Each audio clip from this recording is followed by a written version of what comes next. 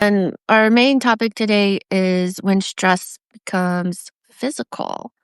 Yeah. I know you and I have talked, you know, one-on-one on our own journeys with stress. Yes. When you may be living in this moment. Yes. Yes. Yeah. Yeah. We're coloring right now. This is her new obsession, so we've got a lot of colors. I believe it. I believe it. I've been there. Yeah. Yeah. I don't know if I could show it. But no, we have. I don't know. We have plenty of colors everywhere. Myself. Yeah. No, for real. That's that age, right? Figuring out the Yes. colors. Oh, yes. 2 is fun. 2 is a lot of fun. Yes, it is. Probably more for them than us. But that's all perspective. It's all perspective. That's part of motherhood, right? Yes. Yeah. Yeah, it And is. stress and yeah, just especially when it's your first child, which I know we both only have one child, so Yes. we don't Yeah. have much beyond that. But like yeah, it's just a lot all at once. Even though you have Yes. the 9 months leading up. Yeah, but it's like a whole different thing because you think it's going to be one thing and then the baby comes and then it's a complete 180 of everything that you expected.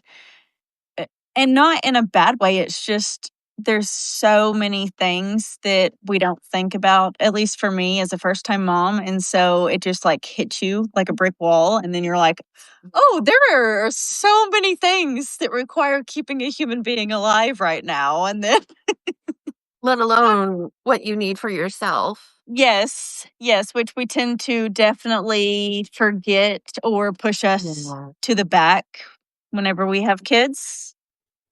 And yeah, that's a big thing.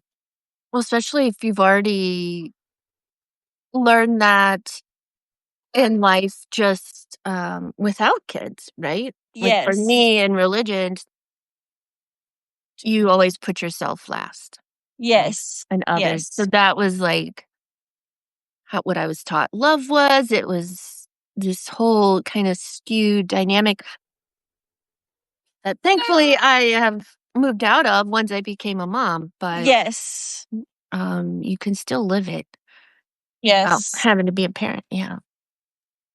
But, yeah, well, let's dive in if you're ready in our own stories with mental health. I know for me it was I'm more my issue was anxiety growing up and yours was depression, right? Yes. Yeah. A lot of depression, a lot of anxiety as well, but more I think that just led into the depression. Yeah. Yeah. When did it start for you? 14, Mm, 13, 14, around that age. So about half of my life is has been like that. And it wasn't something that I feel like came on like gradually. It was just yeah. one day, everything just kind of flipped, and then it hasn't been the same since. Oh, Tori. Yeah. That's a that's a lot for a 14-year-old. Yeah, yeah, yeah, and especially if you, don't have a good support system and, good ways of coping and learning how to cope, it's a really, really difficult thing to struggle with, especially by yourself, and Well, of course. Yeah, yeah. and then I mean, you're only 14. And so what you have available to you just in your mind and outward is very limited. Like you said, Yes. especially if you don't have that support or people encouraging you to get help or whatever, right? Yes, it is, and it's also really isolating, I guess. Mm. because then you learn at a young age that the smaller you are, the more quiet you are, the less room you take up, the easier and better you are. And you aren't like a burden or anything like that. And then, so as you grow up and live in that, then that just kind of is how your brain is wired. And then you know, hit a certain point and you're like, "Oh, wait, this is kind of a really horrible way that I've, been dealing with things." And like for instance, for me, I had the perfect storm. I had a lot of things happen all at once. And then about a year afterwards, I started having physical symptoms like passing out. I was having seizure like activity. Anytime that I got stressed out, my blood pressure went up I my brain pretty much shut down. The doctor said that the cardiologist and the neurologist were in conclusion that anytime, like they said, think about it like this. If you were to walk outside and a lion is in your front yard, like charging at you, like how your body would feel, how your mind would feel, like all that stress and anxiety is what my body had been living in constant state for all of that time. And it's like your nervous system is just overloaded. It's done. It's done. Well, I think that's when, yeah, when it hits you physically, you can't brush it off or ignore No. it the way you can when it's just mental, right? No, well, that and you don't whenever you start passing out or having blood pressure issues or seizures and things like that, stress and grieving isn't your first thing that you think Right? about. Yeah. Um, so I went to a neurologist, a cardiologist, an endocrinologist, therapy. I mean, literally pretty much anything that you can think of medical wise to try to get what I had going on figured out. And everybody was just kind of like, I don't know. I don't know. And then that's even more stress because then it's, and especially I feel like as a woman, it's very much also too, we're over worrying about things. It's just, hormonal. It's just in our head. We're crazy. So then you start believing, okay, well, maybe I'm just not really passing out and I'm just stressed, just all of these different things. Um, and then that makes you even more depressed and anxious and just really confused. And yeah. And so then after going to therapy, after having my daughter, um, she literally about a month or so ago was like, "So I think I figured it out. This is a stress induced thing and your body is literally just, freaking out." And I'm like, "Yeah, yeah." She's like, "Okay, so how can we fix this?" And I'm like, "Yep. What are we doing here?" Um, cuz I've lost of about 100 or so pounds and it being depressed and being anxious and having all of these things and then having nobody, sorry, I'm making yogurt, No, you're have nobody believe you makes things a lot more difficult, especially to cope with yeah. and do, which made my symptoms a lot worse. And yeah, it made my symptoms a lot worse because I don't know how to describe it. Whenever you're already having the things and then you think that you're crazy and you shouldn't be having those things, it's almost like it spikes everything 10 times more. And so you're constantly fighting with yourself. And then you're also not wanting to go and get any medical help because they're just going to Mm-mm. tell you that you're crazy and you're going to spend thousands of dollars. And then you're just going to get right back into that. depressive episode to where, well, there's nothing wrong. They keep saying that there's nothing wrong. So why do I keep going? So, No, I totally get that. I'll share again my story with anxiety happened in my sophomore year of college. And I didn't even realize I was anxious until I started having panic attacks mm-hmm, out of the blue, right? Um, and freaking my friends out, freaking my parents out. They would rush me to the ER for them to just be like, she's having a panic attack. Like, and they're like, well, Joy, what has you so panicked? And I'm like, I don't know. Sometimes I was in the movie theater watching the movie, normal ass movie, right? mm-hmm. Playing with my friends, not playing, but like playing video games. Because I wasn't going. but, uh, but it felt random. And I didn't, nobody explained, oh, you're anxious. This is what's going on. This is normal for your age group. No doctors said that to me, not even in the hospital. They made it seem like, this is something off with me and there's really no cure and just kind of sucks to be me kind of a thing. And Yes. well, I didn't even think about telling a doctor or therapy. Like nobody ever inserted like maybe this could help you, Mm-hmm. right? It wasn't that was at what, age 19, 20. Eventually the panic attacks, because that for a while they were like every few weeks, Mm-hmm. and they stayed that way for quite a while. But eventually they did kind of stop. Yes. Yeah. And it wasn't that actually things in my life got worse, not actually better. So um, it took quite a while until literally 10 years before I was like, maybe I need a therapist. Maybe, I had eventually I had medical doctors just put me on Zoloft. They did not suggest therapy. It was just pharmaceutical. Here, let's just give you a Mm-hmm. pharmaceutical. And that did take the anxiety away, but it also took all emotions away.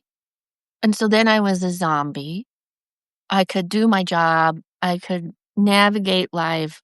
But I remember watching like a sad movie or a commercial or hearing a song that normally in the past would have made me cry or have a reaction to and just being numb and being like, Yes. this isn't Normal. me. Like, Yeah. even though it's unpleasant to hear that sad song, like, I actually feel like it's a part of me to react to it that way. And now I don't feel like myself because I have no emotion to this at all. And like, who am I? What am I? How am I even supposed to know myself when I'm a zombie? Right. Right? Right. Yeah. So I cold turkey that medicine, not a wise thing to Yep. do. I did not endorse that. But that is what happened. And oh my, that's when I was like, no, I am changing everything. I was in physically abusive relationship. I ended that, and I started therapy and getting help, but it took a while. Even after that, I had to deal with it was my internal world had turned so negative by that point. Yes. And I wasn't numb to it anymore due to that pharmaceutical, right? And so Right. it all kind of flooded back and I was like, I can't function. Like I can't even make it through a day of work now. How am I supposed to do anything else in life, right? So it was like, I don't want to get to the point where I'm suicidal or anything. And I know that's where I'm going if I Mhm. don't do anything. So, yeah, I've been to therapists before, but they weren't the right fit. Yeah. Or I didn't feel comfortable enough. Like I had a therapist for a bit while in that physically abusive relationship, and I did not even feel comfortable to tell my therapist what was going on, Mhm. which he totally could have helped me, right? Yes. Yeah.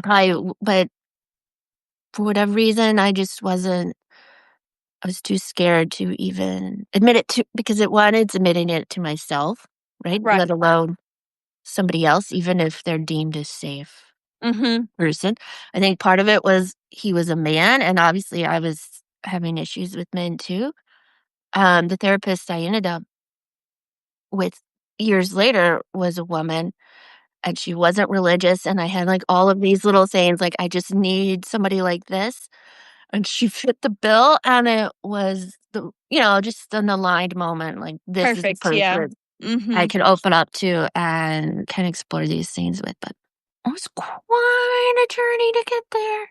Yes, and that's what's horrible about, things like that is especially I, had a recent visit, um, with a psychiatric doctor, and whenever you don't have good bedside manner, especially in a mental health Mm, industry, it's not the best, and so whenever your patients come in and see you and leave feeling worse than they did before they came in to see you is a problem. Um, and so, like, that's something that we also have to go through as well is, mm, like, I feel like, with any doctor, you want to be heard, you want to be seen, you want to feel like they listen to you and, take you seriously.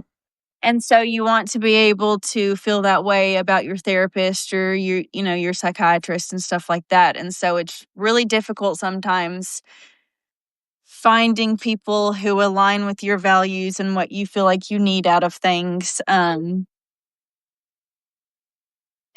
being able to get the correct help that you need. And so it's it's good that with what we've been through also, we did not just give up on having a therapist and things like that. That's something that I like, because it's to me, I think of a therapist, obviously, they're your friend, quote unquote, but also not your friend.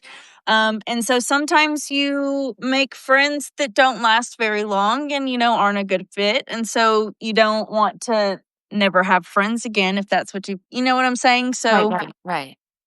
so it's good that we both kept going and Well, not found our good fits. judging the whole experience on one negative Right. Yeah. experience, Hmm. right? Yeah, I had to go through 3 or 4 therapists where I'm like, "Yeah, I don't wanna tell you shit." So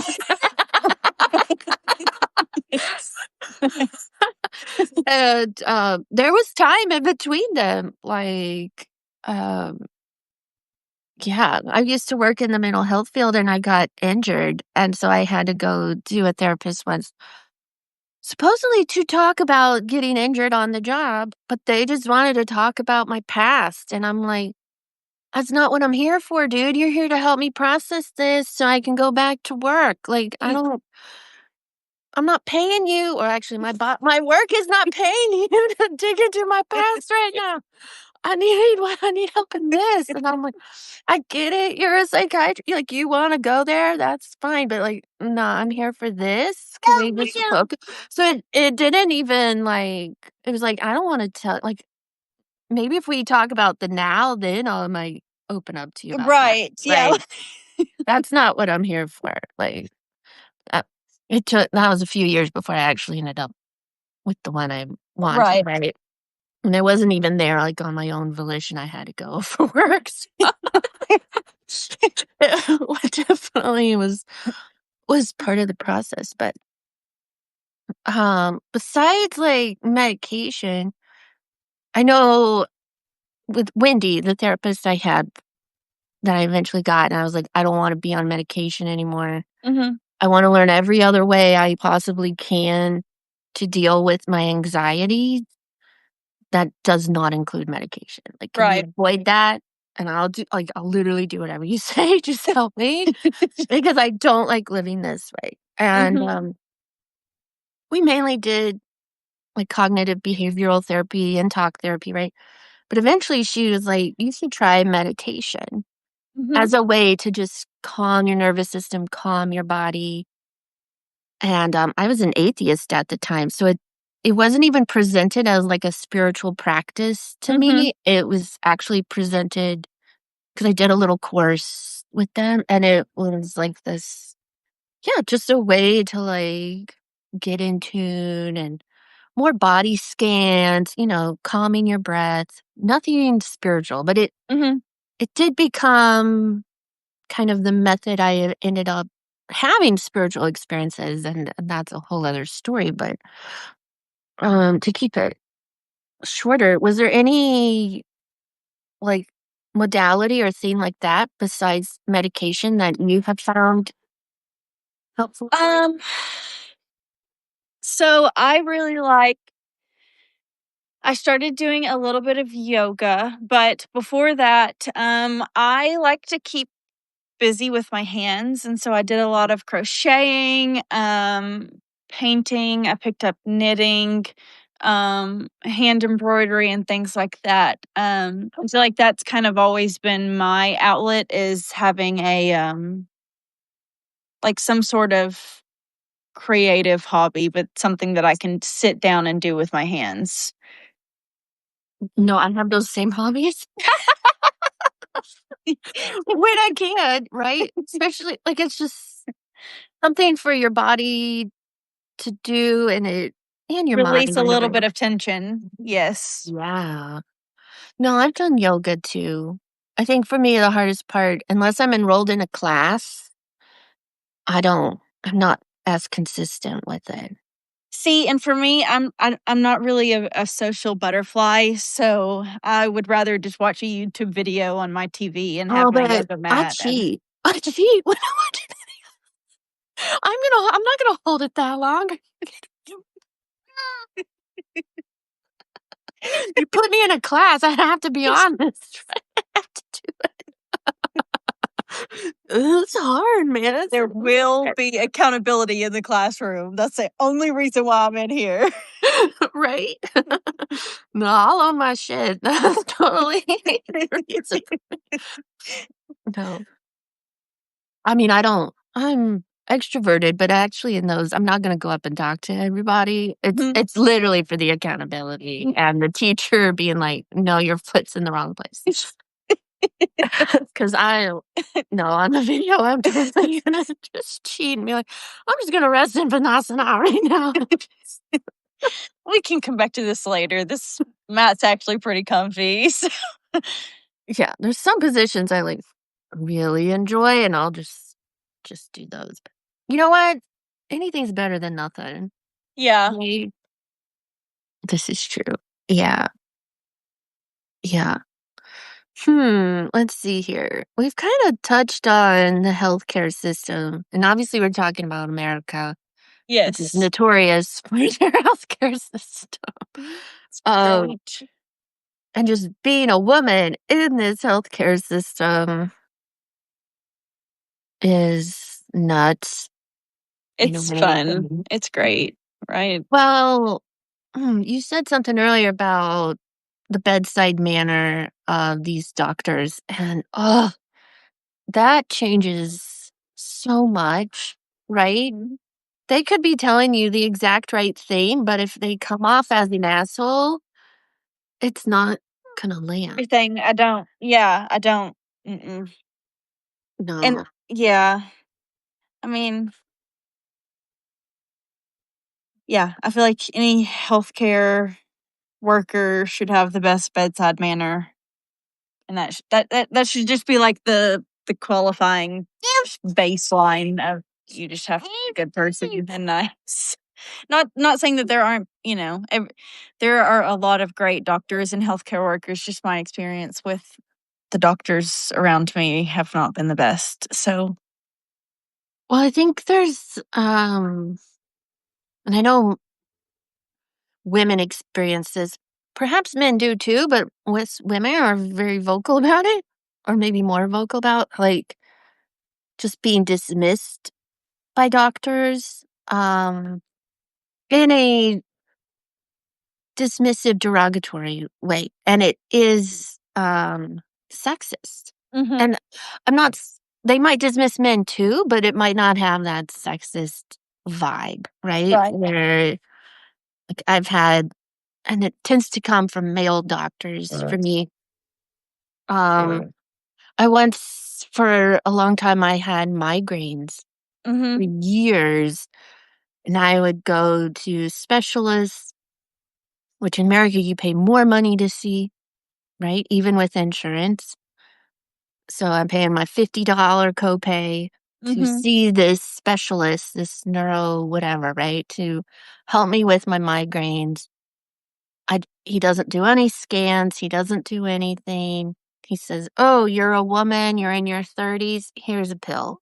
Yep. And I'm just like, and I was like, "Well, why do I have these migraines, doctor?" And he's like, "Well, you're a woman. That's why." Yeah, And just I'm like, "I paid you $50 to tell me I'm a woman."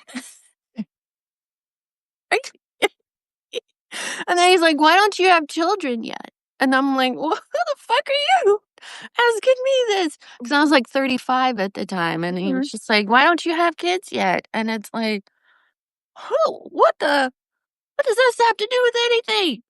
Yeah, I don't think that that was a question that I asked or came in here for Right? I hear or about my migraines in my right. brain. Yeah. And you're a like a neuro doctor who Yeah. deals with brains. And you're only, yeah.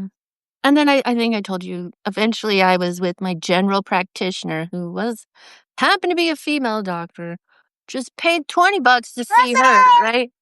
And she's like, "Maybe you're drinking too much caffeine, and this is a caffeine sensitivity. So give that, you know, eliminate caffeine and see if your migraines go away."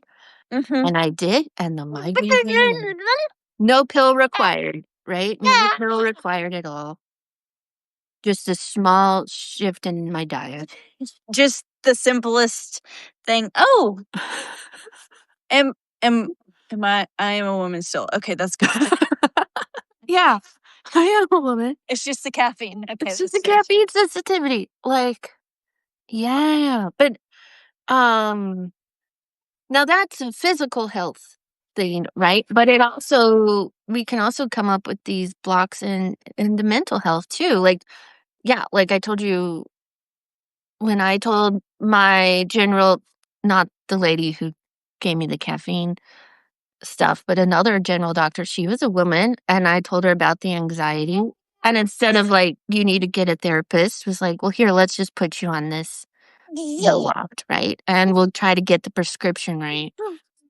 And that to me is still dismissive. There's ways to dig around. Now, when you're pregnant, they do have you fill out the depression form, right? They're a little more Yes. aware of it because of all the hormones and stuff. But Yes. almost like that should be a practice in any office visit, not just when you're pregnant. What do you Yes. think? Yeah, I think so too. I think well, because even now my daughter's 2, and I still every time that I take her to the pediatrician, I personally have to fill out a form asking Yeah. about my depression and stuff like that. Um, and yeah, I mean, I think it's good. I think that that is a very great practice, because well, I mean, first off, you know, have children in your house and things like that, and what especially for me, something that I didn't think about was the e things don't just go back to normal directly after having a baby. It literally took me a year and a half to even feel remotely normal.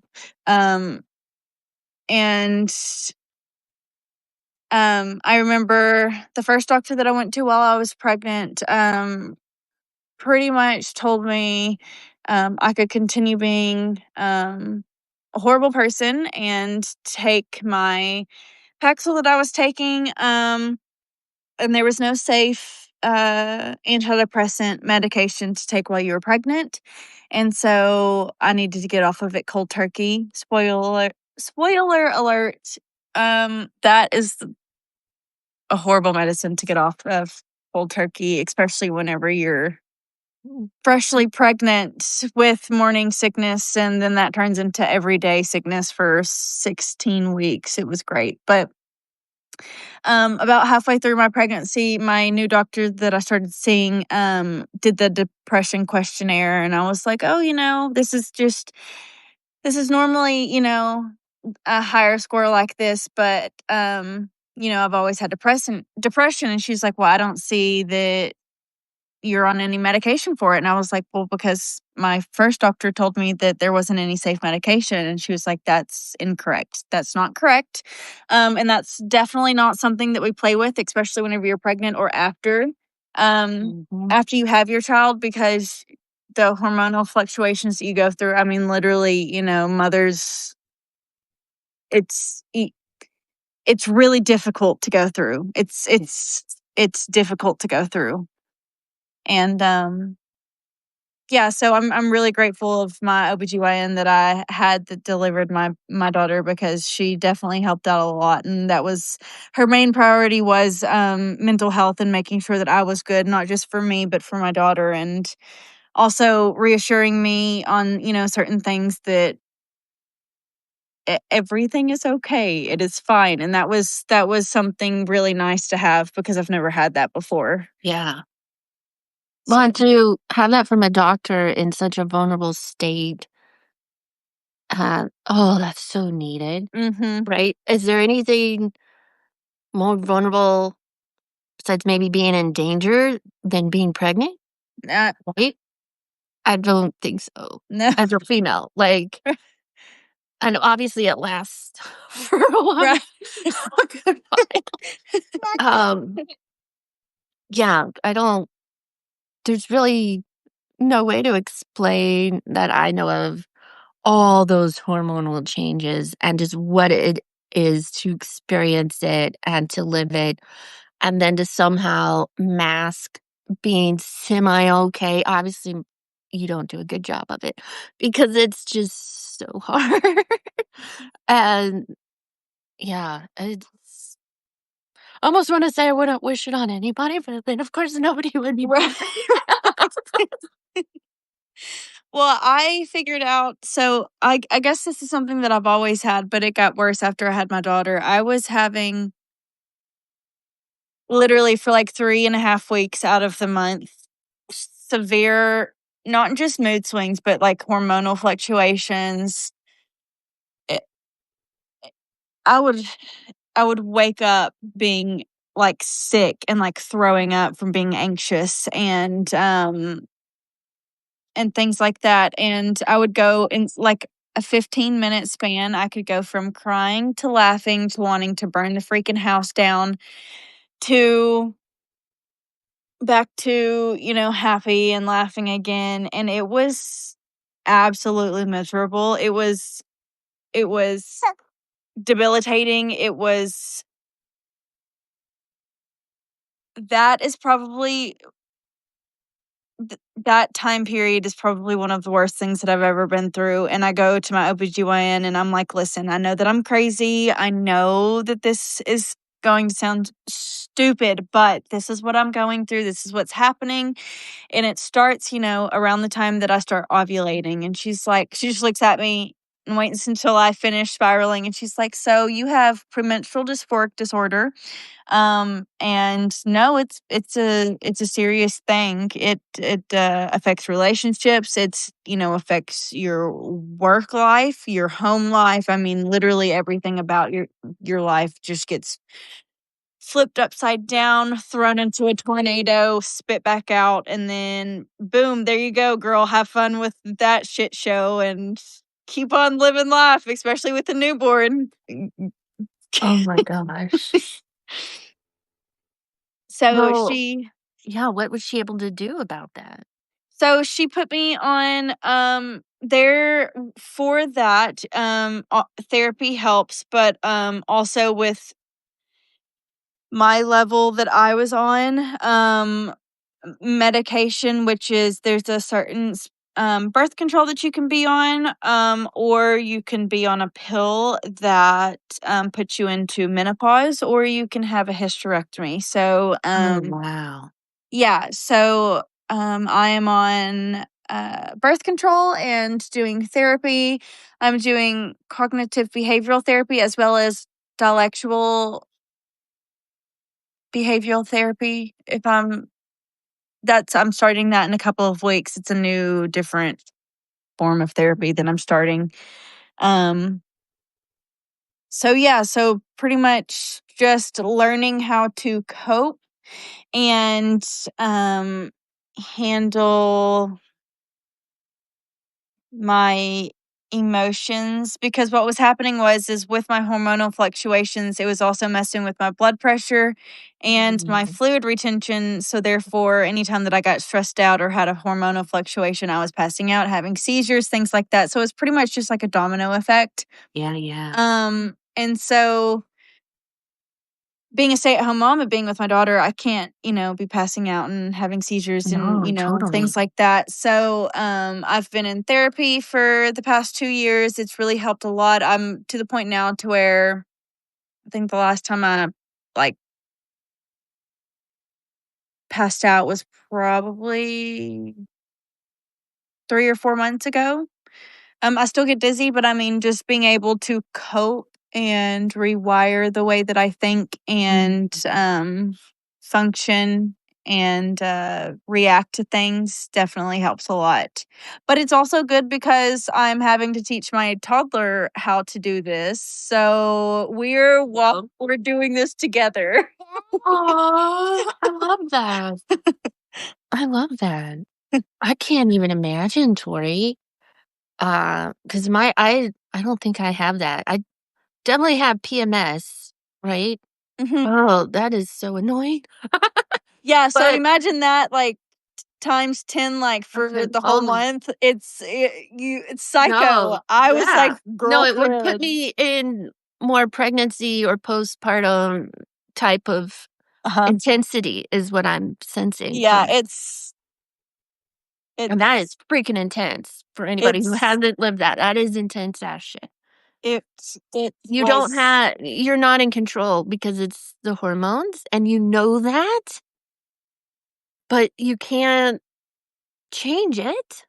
So you and have to roll with it, and then you're like, "This is some weird ass shit." Like, I don't this and is not me. and then, like, for me too, I had such intense rage, like, Mm, not like normal anger, but, like, rage to the point to where I would be like, "I know that I'm being psychotic right now. I understand how psychotic I am, but also too, I am feeling the way that I'm feeling so intensely, so there's, like, no." right? Yeah, It's like my rational and irrational part of my brain are struggling for the one brain cell that I have, and they're like, exactly, yeah. Well, these I don't think people talk about these struggles. Not "No." unless they've either already have moved past it or it's just, society-wise, we all know it's there, especially here in America, right? But it still kind of you know, we mask that. Well, Mhm. that and I think that a lot of people make others feel bad whenever they are struggling, especially as a Mhm. new mom, because you shouldn't be struggling. You should be happy because you have a new baby in your arms and everything should be perfect and peachy, but that's not always the case. And we are struggling. And whenever we do speak out, it's not always the best reaction. Even and it's not even complaining. It's just saying, "Hey, I'm struggling. This is really, really hard, and I just need a little bit of help and compassion." And and I think that if more people opened up, and not even about the bad things, but just Yeah, opened up about things in general, people wouldn't feel so lonely and isolated and debilitated because people aren't just posting the good things and the happy go lucky things and the everything's perfect in my life things. Mm. There's no normal anything, I feel like. It's always just showing the best version. Instagram life. Yeah, and that also put me into quite a depression, being a first time and a new mom, Oh, because yeah. of all of the other moms, whether it be for breastfeeding or, losing all of this weight or, doing, bouncing back and getting dressed up. And I'm still in pajamas. I'm more than likely not getting out of my pajamas today. Mint To just pajamas. be honest. I'm just surviving. But it really, because I was like, why can't I do that? Why am I not like these Well, other people? I think And it's also like, is that truly their lived life or is this just their mask? Right? right, right. But no, I know you and I have talked about this with the breastfeeding because I only breastfed for 3 months. I hated it. It was so stressful, all consuming, and I wanted to be that holistic mama who, just always had her baby on her boob and like this, and, like we're eating, and I'm like, no, this is not my reality. As much as I want to be Miss Granola Mama, I am not a granola mama. And like, this is miserable. I am miserable. And and it's keeping my hormones in a way that I don't recognize myself. Right? Well, there's uh, nobody talks about the actual hormonal changes that you're still going through every single time that you breastfeed, every Mm, single time that your milk drops, anytime that you're producing more milk. I mean, you're still, uh, I mean, you don't lose most of your hormones until you stop breastfeeding. And then exactly. even then it starts going in a decline. And yeah, it's just, you know, for me, it was like, oh, I'm, just going to have, my daughter and then, life is going to go back to normal. No, Mm, no.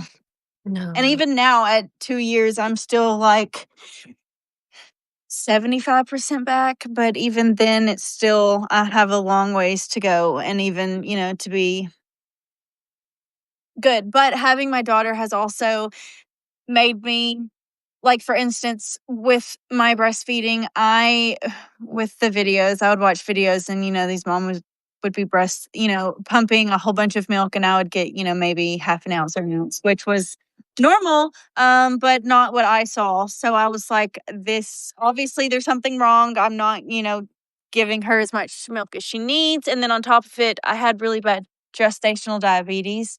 And so whenever we were in the hospital, she had to have blood sugar tests done while we were there, quite a few of them. And so they said, if she fails one, then she's going to have to stay in the hospital for the next few days to a week. So that way we can make sure that her blood pressure's good. So, we're going to leave some formula in your room and, just give it to her because you're obviously, you just had her, you aren't producing as much milk. She's not getting as much food, which means that her blood sugar isn't the best right now. And so whenever we test it and if she fails, it's not good. So, from the time that I had her in the hospital, I was giving her formula because that's something that she needed. But I also got a lot of slack about that because I wasn't giving her solely my breast milk and I was giving her formula, which to me, it doesn't matter as long as my baby's getting fed. That's just my thing is No, like I'm doing the best that I can. exactly. I was giving her what breast milk I could. And I did that for about 5 or 6 months. And then I just was just like, I can't do this anymore. I was beating myself up. I was depressed. The hormonal changes with everything was bad. And so I was just like, she's fine. And even my OBGYN and my pediatrician was like, it is okay. It is fine. She has gotten what she needs. It is completely fine. It is okay. And I was like, okay, that makes me feel so much better because there's just, there needs to be more support. And I feel like there's not. And a lot of people struggle, especially postpartum, and don't feel like they can talk about it, which really sucks because I feel like that's whenever you need it the most, not after Mhm. you've healed, but while you're struggling. And then you also need compassion and understanding from fellow moms or even fellow friends in general. You don't have to be a mom to be understanding and compassionate and helping, another person out. And yeah. No, I completely agree. I can't remember the name of it, but I will look it up and put it once we post this video. But like, I was in some online group for mothers while I was pregnant and I did the postpartum. And it was with women, obviously, who were similar in time when I was pregnant. And then when I went to postpartum class, various babies of various ages. But like, oh, I'm so glad I did that because it was like my one little lifeline to connection. I didn't have any other friends with babies my Mhm. age, right? I mean, being a mom at 39, people my age already had their babies like almost 20 years ago. Right. So, most of my friends that did have kids were like, "Oh, I vaguely remember that stage." And you're like, "Well, that's Mhm. not helpful." Like, Yeah. I need to know which, haka to use or whatever. Um, but I mean, obviously they meant well, right? Mhm. And, also they didn't live near me, so there was only so much they could do, but Right. create going to those classes because I was in a rural area, we didn't have, like, what is it, Lamaze or whatever, Yeah. I think so. um, to go to. So that was a mental health line. And to hear them talk about the intrusive thoughts or, just things that I didn't even know that was a symptom until you're Right. living, right? And how intense those feel, and because, yeah, when you have a new kid, you none of that time feels like it's for you. Right. It all goes to the baby. Even if you have that support around you, just mentally, the way you're designed is it's almost a foreign idea to take time for yourself. So Right. it Right. takes one for me, it was stop breastfeeding. That leveled out my hormones after a while to where I felt more like myself. But yeah, it took, I think in some ways I'm still adjusting because now I'm a single mom, right? And Right. so I've got to adjust to this. And how do I want to live my life the way I want, but also as a mom? Oh, yeah, lots of things Yeah. to dig into and just have compassion for myself for, and yeah, Yes. like you said, others who are going through it. Mhm. Um, you don't have to be a single mom to be there for other single moms, right? Right. Or stay-at-home mom. Right. Um, that's what I was before I was a single mom. It's yeah, there's just a lot there. Mhm. And, mm, yeah, and the way the system's designed, at least here in the States, it's not they try to make it supportive, but it doesn't always Workout. work out. It really is your location and the the doctors themselves, what do they value, right? Mhm. And, yeah. Well, are there any other, ending thoughts you wanna add, Tori, before we wrap up? Um, just that whether whatever it is that you're going through, I know that we talked about pregnancy and,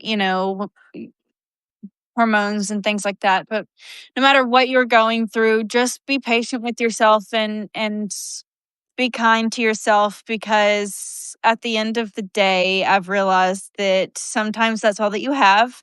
And if everyone else is beating you up and you're also doing that, then you're not getting a break. So just be kind to yourself, and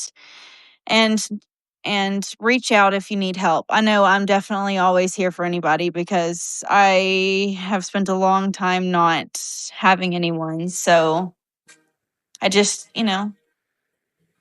be good to yourself. Oh, I love that. I love your account, by the way. My And what? I love your Substack account, obviously. Oh, thank you. But just like how honest it is and vulnerable, these quiet moments out loud. Oh, Mhm. Thank you. Thank yeah. you. So if any of this, male or female, if you have issues with stress or depression or anxiety, Tori's account would Thank be a you. little resonate because it hits, even if it's something I've already moved through, like my depression anxiety phase, sometimes reading that brings me back, and Mhm. I'm still like, I just want to show love to old me who was moving through Mhm. that, you know? Yes. Even if it's not what I'm living now, it's beautiful in that way. But so thank you, Tori. Yeah, That thank voice is you. needed. Thank you. And yeah, you don't even have to be a mom or dealing with, obviously, Tori and I are in the similar boat in this way. That's why we're talking about it. And yeah, new babies, toddlers, very much in your face Yeah. reality when you're in it and living it. And it's a beautiful outlet for you and I to just get to be able to talk about that. But Yes. yeah, but thank you all, everybody, for joining us on the live or watching this recording, and see you later. Bye.